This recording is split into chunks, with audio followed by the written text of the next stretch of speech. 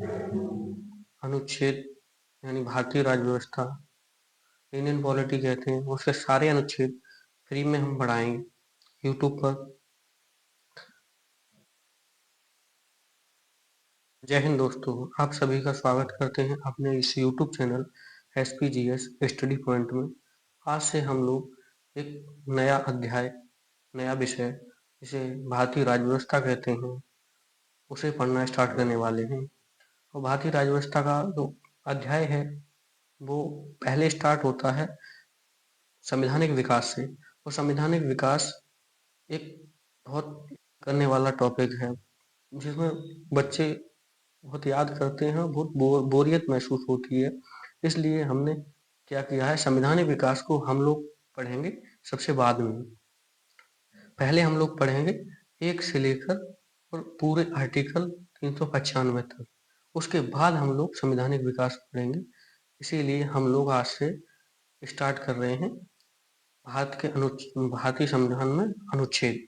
अनुच्छेद 1 से 4 तक भाग 1 में दिया गया, यानी भाग 1 में 1 से 4 तक अनुच्छेद है और भाग 2 में 5 से 11 तक अनुच्छेद है। ये हम 1 से 11 तक अनुच्छेद आज पढ़ेंगे, यानी भाग 1 और भाग 2 दोनों भाग आज खत्म करके जाएंगे और हमारे साथ बने रहिए। और आज हम स्टार्ट करते हैं भाग 1। भाग 1 में लिखा हुआ है संघ यानी भारत। भाग 1 का नाम है संघ यानी यूनियन। यूनियन लिखा हुआ है और उसका आर्टिकल 1 स्टार्ट कर रहे हैं। आर्टिकल 1 में दिया गया है कि भारत राज्यों का संघ होगा। तो भारत है ना, वो राज्यों का संघ होगा। जितने भी राज्य हैं भारत में, 28 राज्य और 8 केंद्र शासित प्रदेश हैं, उनकी चर्चा जो है वो आर्टिकल 1 में की गई है, संघ और उसके राज्य क्षेत्रों की। तो आर्टिकल 1 में 28 राज्य और 8 केंद्र शासित प्रदेशों का उल्लेख किया गया है आर्टिकल 1 में। आर्टिकल 1 ये कहता है। आर्टिकल 2 में हम लोग पढ़ेंगे नए राज्यों के स्थापना का प्रावधान, यानी जो नए राज्य हैं उनकी यहाँ स्थापना का प्रावधान। तो नए राज्य यानी हम किसी देश से अब कुछ भूमि लेकर अपने राज्य में लोग मिलाते हैं, उसकी बात की गई है। जैसे कि हमने सिक्किम को अपने देश में मिलाया, तो सिक्किम पहले मिलने को तैयार नहीं था, फिर मिलाया तो हमने पहले 74वां मतलब 1974 में उसे स्वायत्त राज्य का दर्जा दिया 35वें संविधान संशोधन द्वारा। यानी हमने 35वें संविधान संशोधन द्वारा 35वें संविधान संशोधन द्वारा हमने उसे 1974 में स्वायत्त राज्य का दर्जा दिया। फिर हमने 35वां संविधान संशोधन किया और 36वें संविधान संशोधन द्वारा 1975 में सिक्किम को एक अपना 22वां राज्य घोषित किया। 22वां राज्य घोषित किया, पूर्ण राज्य घोषित किया 22वां। इसीलिए नए राज्यों के प्रावधान से संबंधित है आर्टिकल 2। नए राज्यों को अपने देश में मिलाना है, ये आर्टिकल 2 कहता है। जैसे सिक्किम को हमने मिलाया 35वें संविधान संशोधन द्वारा 1974 में, उसे पहले स्वायत्त राज्य बनाया और 36वें संविधान संशोधन द्वारा 1975 में उसे पूर्व राज्य बना लिया और 22वें राज्य के रूप में पूर्व राज्य का दर्जा दे दिया। अब आप लोग सोचते होंगे कि पहले क्यों नहीं मिलाया, शायद 2 संशोधन क्यों किए। तो 2 संशोधन इसलिए करने पड़े, सिक्किम ने कहा था पहले हम आप लोगों के साथ रहना चाहेंगे, देखेंगे आपकी सभ्यता संस्कृति हमारे साथ मैच करती है या नहीं, आप हम पे अधिकार करेंगे या हमें पूरा फ्रीडम देंगे, हमें स्वतंत्रता का हनन तो नहीं करेंगे। तो सिक्किम पहले रहा। फिर सिक्किम को लगा कि ये नहीं, ये ठीक है, फुल आज़ादी है, कोई दिक्कत नहीं है, ये हम पे आधिपत्य स्थापित नहीं कर रहे हैं। तो सिक्किम ने स्वेच्छा से हमें विलय करने का प्रस्ताव पास कर दिया। तो हमने फिर 36वें संविधान संशोधन 1975 में सिक्किम को अपना 22वां पूर्व राज्य बना लिया। ये आर्टिकल 2 कहता है। आर्टिकल 3 के बारे में आइए हम लोग पढ़ते हैं। आर्टिकल 3 कहता है कि राज्यों की सीमा और नाम में परिवर्तन का प्रावधान किया गया है। यानी कि जितने भी हमारे राज्य हैं उसमें अगर संसद चाहे, जो भी हमारी भारतीय संसद है वो चाहे तो उसके नाम और सीमा में परिवर्तन कर सकती है, और साधारण बहुमत के द्वारा। ये आर्टिकल 3 कहता है साधारण बहुमत से संसद नाम में और सीमा में किसी भी राज्य के परिवर्तन कर सकती है। जैसे कि हमने 2000 ईस्वी में 3 राज्यों को अलग राज्य का दर्जा दिया, ये आर्टिकल 3 के तहत ही दिया था। जैसे कि 2000 ईस्वी में हमने यानी कि जो दिया था 2000 ईस्वी में छत्तीसगढ़ अलग किया, यानी मध्य प्रदेश से छत्तीसगढ़ अलग किया 2000 ईस्वी में। और 2000 ईस्वी में ही हमने बिहार से झारखंड अलग किया 15 नवंबर 2000 को। बिहार से झारखंड अलग किया। 2000 में ही छत्तीसगढ़ मध्य प्रदेश अलग अलग दो राज्य बने। मध्य प्रदेश से छत्तीसगढ़ को अलग किया। और 2000 ईस्वी में ही हमने उत्तर प्रदेश से उत्तराखंड को अलग किया 2000 ईस्वी में। तो ये तीनों राज्य जो हैं उनकी सीमा में परिवर्तन आर्टिकल 3 के तहत किया गया। ये आर्टिकल 3 कहता है सीमा में परिवर्तन, तो सीमा में ही परिवर्तन किया। मध्य प्रदेश की सीमा में परिवर्तन करके हमने छत्तीसगढ़ बनाया, यूपी की सीमा में परिवर्तन करके उत्तराखंड बनाया, और बिहार की सीमा में परिवर्तन करके हमने झारखंड बना दिया। अब एक और यूज किया गया है नाम में परिवर्तन। अब सोचते होंगे आप नाम में परिवर्तन का प्रावधान ऐसा है कि जैसे पहले उत्तराखंड को ना उत्तरांचल कहते थे, यानी उत्तरांचल। तो उत्तरांचल का नाम परिवर्तन करके हमने उसका उत्तराखंड किया है। उत्तराखंड नाम परिवर्तन हुआ वो भी आर्टिकल 3 के तहत ही किया गया है। और 2014 में जो हमने देश से अलग करके तेलंगाना बनाया, यानी 2014 में 2014 में हमने आंध्र प्रदेश से अलग करके तेलंगाना को बनाया। ये भी आर्टिकल 3 के तहत है। ठीक है, तो सीमा में और नाम में परिवर्तन आर्टिकल 3 क्लियर हो गया। आर्टिकल 4 कहता है कि पहली और चौथी अनुसूची के संशोधन तथा अनुपूरक विधियों पर उपबंध करने के लिए अनुच्छेद 2 और 3 के अधीन विधियां। ये कुछ भी नहीं है, ये बहुत क्लिष्ट भाषा लिख दी है, समझ में नहीं आ रहा है, गोल गोल घुमा रहा है, क्या कहना चाह रहा है। इसका प्रावधान ये है कि 2 और 3 में हमारी संसद जब भी प्रावधान करेगी या संशोधन करेगी तो आर्टिकल 4 के तहत ये कहा गया है कि 368 जो हमारा संविधान संशोधन की एक शक्ति है, आर्टिकल 368, उसमें हम संविधान के किसी भी भाग में संशोधन कर सकते हैं। तो उस आर्टिकल के तहत संशोधन नहीं माना जाएगा। यानी 2 और 3 में भारतीय संसद कोई भी संशोधन करती है तो अनुच्छेद 368 के तहत नहीं माना जाएगा, ये आर्टिकल 4 कहता है। ये इसका प्रावधान है। आर्टिकल 2 और 3 में जो भी संसद संशोधन करेगी वो आर्टिकल 370 के अकॉर्डिंग नहीं होगा। ये आर्टिकल 4 कहता है। तो ये आर्टिकल 4 तक हो गया है। आपको रिकॉल करना हो तो रिकॉल कर देते हैं एकदम जल्दी जल्दी। यानी आर्टिकल 1 संघ और उसके राज्य क्षेत्र, यानी संघ और उसके राज्य क्षेत्र 28 राज्य और 8 केंद्र शासित प्रदेश। दूसरा, नए राज्यों की स्थापना का प्रावधान, यानी किसी देश से हम कोई नया क्षेत्र लेकर नया राज्य मतलब कोई भी राज्य बना रहे हैं तो उसका नए राज्यों का प्रवेश आर्टिकल 2 के तहत आएगा। आर्टिकल 3 राज्यों की सीमा और नाम में परिवर्तन, जो कि हमने सविस्तार बता दिया आपको सीमा और नाम में परिवर्तन कैसे कैसे किया जाता और किस किस का किया गया था। आर्टिकल 4 यानी 2 और 3 में संशोधन करेगी हमारी संसद सार्वभौमत्व से तो आर्टिकल 368 के अधीन नहीं माना जाएगा। ये आर्टिकल 4 कहता है। यानी भाग 1 हमारा लोगों का कंप्लीट हुआ। अब हम लोग बढ़ते हैं अपने भाग 2 की तरफ। ठीक है, हम लोग बढ़ते हैं भाग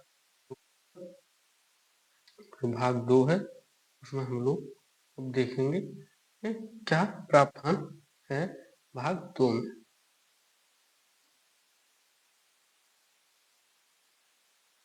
तो आ गया हमारा। तो भाग 2 नागरिकता से संबंधित है और इसमें अनुच्छेद 1 से लेकर 5 तक का प्रावधान किया गया है। तो आर्टिकल 11 तक का प्रावधान किया गया, माफ करना स्लिप ऑफ टंग हो गया था। तो आर्टिकल 5 से 11 तक का प्रावधान किया गया है भाग 2 में, और भाग 2 नागरिकता से संबंधित है। आइए अब भाग 2 को पढ़ते हैं। भाग 2 आर्टिकल 5 है। आर्टिकल 5 संविधान की शुरुआत में नागरिकता का प्रावधान करता है। यानी जो नागरिकता का प्रावधान है, संविधान की शुरुआत में नागरिकता का प्रावधान, यानी जब हमारा संविधान बना, संविधान 1946 से बनना स्टार्ट हुआ, 1949 तक बना, तो जो भी टाइम रहा जब हमारा संविधान लागू हुआ दो प्रकार से लागू हुआ, यानी कि 26 नवंबर 1949 को हमारा संविधान पूर्ण बन गया था। तो कुछ जो प्रावधान है संविधान के बनने वाले, वो उसी टाइम लागू कर दिए गए 26 नवंबर 1949 को, और कुछ प्रावधान हमारे 26 जनवरी 1950 को लागू किए गए। कुछ में से जो प्रावधान जो 26 नवंबर 1949 को लागू किए गए थे, उनमें से एक नागरिकता और एक निर्वाचन वाला प्रावधान शामिल था। तो नागरिकता का प्रावधान 1949 में ही 26 नवंबर को लागू हो गया था पूर्ण रूप से ये भाग। तो इसीलिए आर्टिकल 5 कहता है संविधान की शुरुआत में नागरिकता का प्रावधान, यानी जो संविधान बना था तब जो भारत के लोग यहाँ रहते थे उनको संविधान के प्रारंभ से ही नागरिकता मिल जाएगी, और ये आर्टिकल 5 का प्रावधान है। आर्टिकल 6 कहता है कि पाकिस्तान से भारत आने वाले व्यक्तियों की नागरिकता। पाकिस्तान से भारत आने वाले व्यक्तियों की नागरिकता सिंपल ये है कि 1947 जो हुआ था, हमारा भारत देश का विभाजन हुआ। जब 1947 में भारत देश का विभाजन हुआ तो कुछ लोग पाकिस्तान गए और कुछ लोग पाकिस्तान से इंडिया आए। तो इन्हीं के लिए 6 और 7 आर्टिकल बनाया गया है कि ये जो पाकिस्तान से भारत आने वाले व्यक्तियों की नागरिकता है, जैसे कुछ लोग पहले चले गए थे, उन्हें पता नहीं था, उन्हें लगता था कि पाकिस्तान बहुत अच्छा मुल्क है, हमारी कोई भी मांग या हमारी स्वतंत्रता का हनन नहीं होगा, लेकिन वहां जब जाके एक्चुअली वास्तविकता का पता लगा तो उन्होंने कहा नहीं, भारत ही ठीक था, हम यहाँ गलत फंस गए। तो इसलिए फिर वो लोग वहां से आए हैं। तो जो लोग वहां से आए हैं तो उनका प्रावधान किया गया है जो 19 जुलाई है, यानी कि 19 जुलाई 1948, 19 जुलाई 1948 से जो पहले आ गया उसके लिए नागरिकता आसानी से मिल जाएगी। ये क्राइटेरिया 19 जुलाई 1948 से पहले आना था तभी नागरिकता मिल जाती आर्टिकल 6 के अंतर्गत, यानी पाकिस्तान से भारत आने वाले। अब 7 है पाकिस्तान, भारत से पाकिस्तान जाने वाले व्यक्तियों की नागरिकता, यानी कुछ लोग भारत से भी गए, यानी गए, पहले गए और फिर लौटे तो 6 के तहत लौटे, लेकिन कुछ लोग भारत से पाकिस्तान जाने वाले हैं, उसके लिए प्रावधान है जो गए थे। तो उसमें क्या क्या गया है, क्या कहा गया है कि यानी कि मार्च का महीना है, मार्च 1947, मार्च 1947 में गए और आप 19 जुलाई 1948 से पहले वापस आ गए तो आपको नागरिकता मिल जाएगी, इसमें कोई दिक्कत वाली बात नहीं है। तो 6 में 19 जुलाई 1948 से पहले आप पाकिस्तान से भारत आ जाएं, और भारत से जो जाएंगे आर्टिकल 7 के तहत भारत से जाने वाले पाकिस्तान जो नागरिक हैं वो मार्च में चले गए 1947 में, लेकिन 19 जुलाई 1948 से पहले वापस आ गए तो 7 के तहत नागरिकता मिल जाएगी, और 6 के तहत यानी कि पहले जाने वाले, फिर पाकिस्तान से आने वाले और फिर साथ में पाकिस्तान जाने वाले।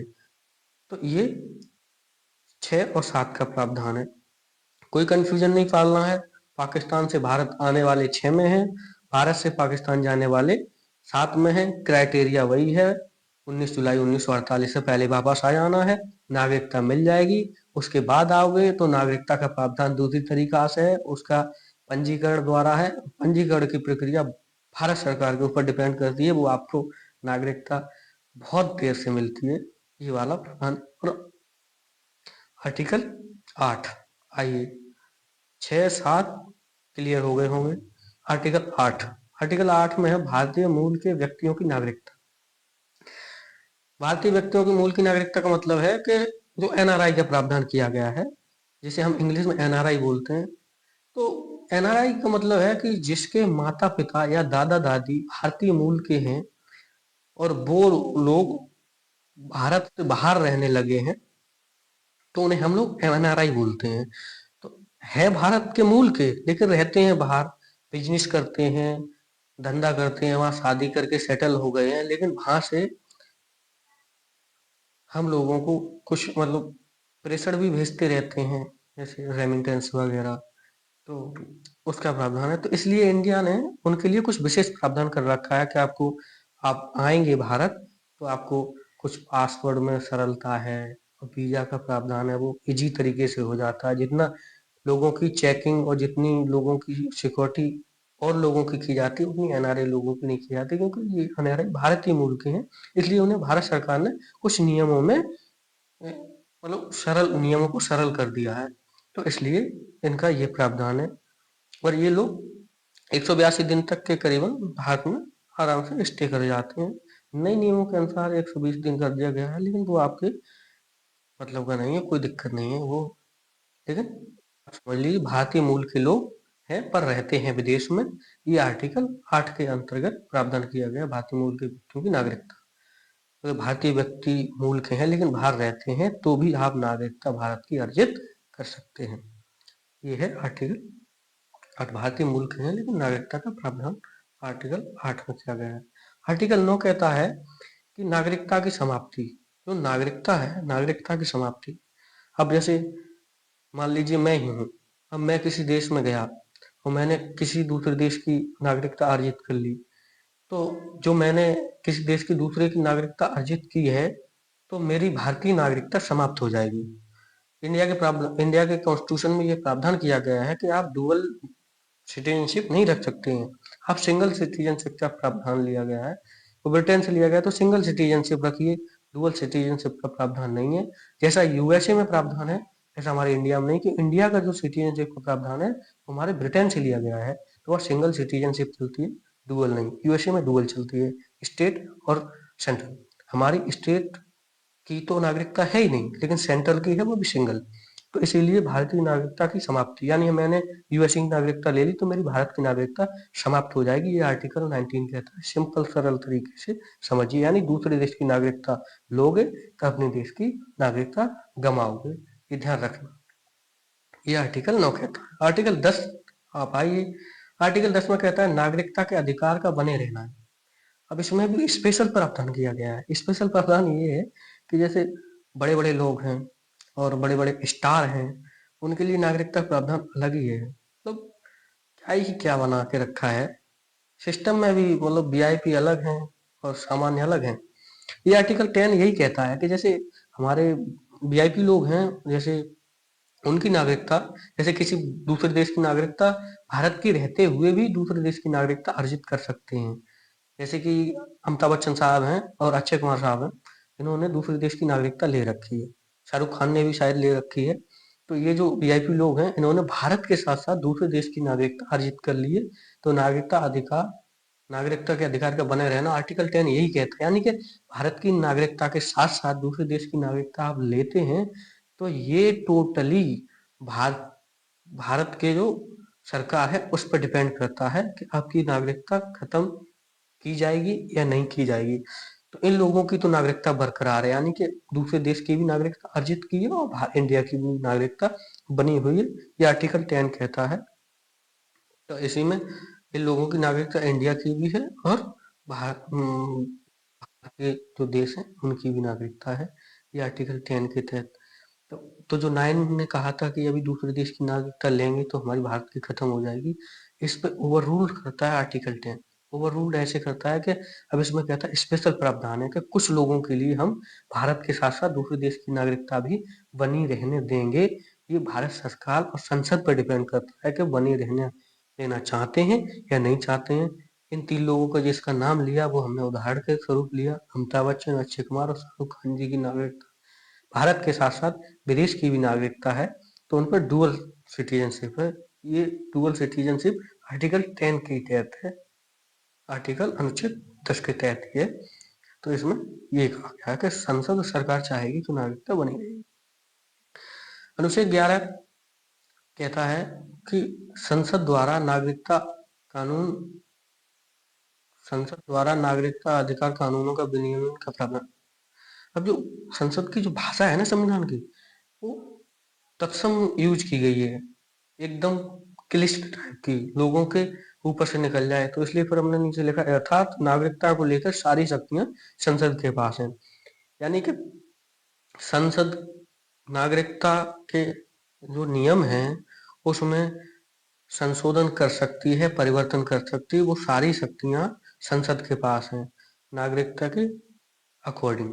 जैसे 1955 का एक्ट है, उसमें संशोधन करने की सारी शक्तियां हमारे भारतीय संसद के पास है, तो उसमें संशोधन कर सकती है भारतीय संसद। और उसने किया भी है। 2019 में आपने सुना होगा कि सीएए का प्रावधान आया था, तो सीएए का प्रावधान आया था, यानी सी ए और ए 2019 में आया था, तो उसको लेकर बहुत विवाद भी हुआ था। दिल्ली में दंगे भी हो गए थे, तो उसमें कुछ लोग मारे गए थे। तो वो यही था, सिटीजनशिप अमेंडमेंट एक्ट। इसका नाम क्या है? सी यानी सिटीजनशिप अमेंडमेंट एक्ट, यानी नागरिकता संशोधन विधेयक। और अब हो गया, जब संसद ने पास कर दिया, तो नागरिकता संशोधन अधिनियम इसे सरकार ने अभी लागू भी कर दिया है, 2024 में अभी लागू किया है। तो इसे पहले दंगा हुआ था 19 में कि लागू नहीं करने देंगे, लेकिन सरकार ने अभी आके उसे लागू कर दिया, किसी की कोई मानी नहीं। कुछ लोग दंगा कर रहे थे कि हमारी नागरिकता चली जाएगी, तो वो गहराई वाला कॉन्सेप्ट है, जाएगी किसी की नहीं, बस थोड़े प्रूफ मांगे जाते हैं और कुछ नहीं है। तो इसमें ये सीए का जो संशोधन किया है 1955 के एक्ट में, तो 1955 का हमारा नागरिकता का अधिनियम था, वो आर्टिकल 1955 के अधिनियम में जो हमने परिवर्तन किया है भारतीय संसद ने, तो वो आर्टिकल 11 के तहत ही किया है। नागरिकता में जो भी संशोधन करना है, कि कैसे कैसे नागरिकता में परिवर्तन करना है, संशोधन करना है, सारी शक्तियां संसद के पास हैं, वो आर्टिकल 11 कहता है। और जो उदाहरण के तौर पर हमने आपको बता दिया, 1955 का अधिनियम था, उसमें संसद ने 2019 में संशोधन करके उसे बदल दिया है, उसके प्रावधानों को भी बदल दिया है। उसी के तहत ये जो आया था बिल, वो आया था। तो नागरिकता अधिकार कानूनों का परिवर्तन करने में भारतीय संसद को एकाधिकार प्राप्त है, वही कर सकती है प्रावधान। तो आर्टिकल 11 हो गया। थोड़ी हम, आपको लगता होगा कि बार बार एक ही चीज को क्यों रिपीट कर रहे हैं, वो रिपीट नहीं कर रहे हैं, आपको स्पष्ट करने की कोशिश कर रहे हैं कि आपको ये ना लगे कि चीजें स्पष्ट नहीं हुई। अब आइए हम लोग क्विक रिवीजन करते हैं, मतलब पहले हमने सविस्तार किया, अब क्विक रिवीजन करते हैं 5 से 11 तक का, यानी 5 से 11 तक अब एक एक बार में डिफाइन करेंगे सही तरीके से। पहले विस्तार से किया, अब क्विक है। संविधान की शुरुआत में नागरिकता, यानी जो संविधान बना और लागू हुआ 1949 तक, 26 जनवरी 1949 तक, तब तक जो भारत में लोग थे, उनकी नागरिकता बनी रहेगी, उन्हें नागरिकता प्राप्त की जाएगी संविधान की शुरुआत से, आर्टिकल 5 कहता है। आर्टिकल 6 कहता है जो भारत से लोग चले गए थे, जो पाकिस्तान से आने वाले लोग हैं, जो चले गए थे वो पाकिस्तान से आए हैं, उनकी नागरिकता का प्रावधान है। 19 जुलाई 1948 की डेट डिसाइड की गई है, तब तक आ जाओगे, नागरिकता आसानी से मिल जाएगी। अनुच्छेद 7 भारत से पाकिस्तान जाने वालों के लिए प्रावधान है, यानी भारत से पाकिस्तान चले गए लोग, उनके लिए पर लौट आए, डेट वही रहेगी। 8 आर्टिकल कहता है भारतीय मूल के व्यक्तियों की नागरिकता, यानी कि एनआरआई का प्रावधान है। एनआरआई लोगों के लिए कुछ भारत सरकार ने नियम सरल कर दिए, यानी कि जिसके माता पिता या दादा दादी भारतीय थे और वो लोग जाके विदेश में सेटल हो गए हैं, तो उन्हें एनआरआई बोलते हैं, भारतीय मूल के लोग बोलते हैं। उनके लिए नियमों में कुछ सहूलियत बरती गई है भारत सरकार के द्वारा। आर्टिकल 9 नागरिकता की समाप्ति, यानी भारत की नागरिकता के साथ साथ कुछ दूसरे देश की नागरिकता अर्जित करते हैं, तो भारतीय देश की नागरिकता खत्म कर दी जाएगी, समाप्त कर दी जाएगी, ये आर्टिकल 9 कहता है। आर्टिकल 10 नागरिकता के अधिकार का बने रहना, यानी कि हमारे देश की नागरिकता के साथ साथ किसी दूसरे देश की भी नागरिकता आप अर्जित करना चाहते हैं, तो ये आपको अधिकार भारतीय संसद और भारत सरकार दे सकती है, ना कि कोई दूसरी संस्था। दो देशों की नागरिकता आपके एक नाम पे बनी रहेगी, तो ये भारत सरकार और संसद डिसाइड करेगी, ये आर्टिकल 10 के तहत है। आर्टिकल 11 कहता है संसद द्वारा जो है सारी शक्तियां, जो नागरिकता संशोधन विधेयक है जो आया था सीएए और नागरिकता का कानून है 1955 का, उसमें कोई भी संशोधन करेगी तो भारतीय संसद ही कर सकती है। तो सारी शक्तियां नागरिकता में जो भी संशोधन करेगी, परिवर्तन करेगी, संशोधन करेगी, परिवर्तन करेगी, वो भारतीय संसद कर सकती है, ना कि कोई दूसरी संस्था। ये आर्टिकल 11 कहता है। हमने लोगों ने क्विक रिवीजन भी कर लिया। ये है एक 5 से 11 तक का भाग, दोनों खत्म हो गए। अब आइए, एक कॉन्सेप्ट है कि कहते हैं कि कितने प्रकार से नागरिकता अर्जित की जाती है और कितने प्रकार से नागरिकता समाप्त की जाती है। तो नागरिकता अर्जित 5 प्रकार से की जाती है। अब आप लोग कहेंगे कि 5 प्रकार कौन से हैं? तो जो हमारी नागरिकता अर्जित की जाती है वो 5 प्रकार से है। 5 प्रकार हैं। अब 5 प्रकार में कौन-कौन से प्रकार हैं जो अर्जित करने के? एक तो जन्म, यानी भारत देश में जन्म हुआ हो तो नागरिकता मिलेगी। दूसरा है वंश, अब भारतीय वंश के हो, दूसरा वंश। तीसरा जन्म और वंश, और तीसरा है पंजीकरण। पंजीकरण, जन्म, वंश, पंजीकरण। चौथा है प्रकटीकरण।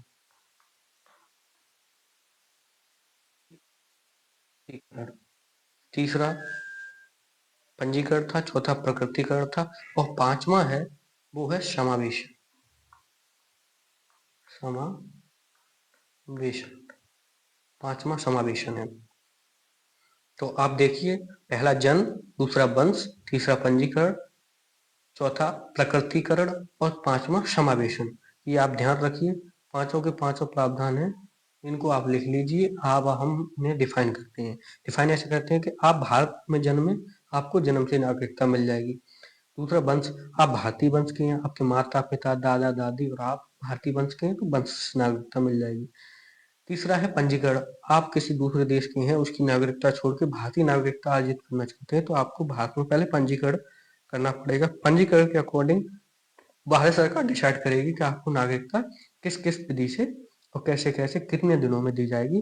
पंजीकरण का प्रावधान थोड़ा लेंदी है, बहुत टाइम लग जाता है, तो ये पंजीकरण के द्वारा आवेदन करना पड़ता है।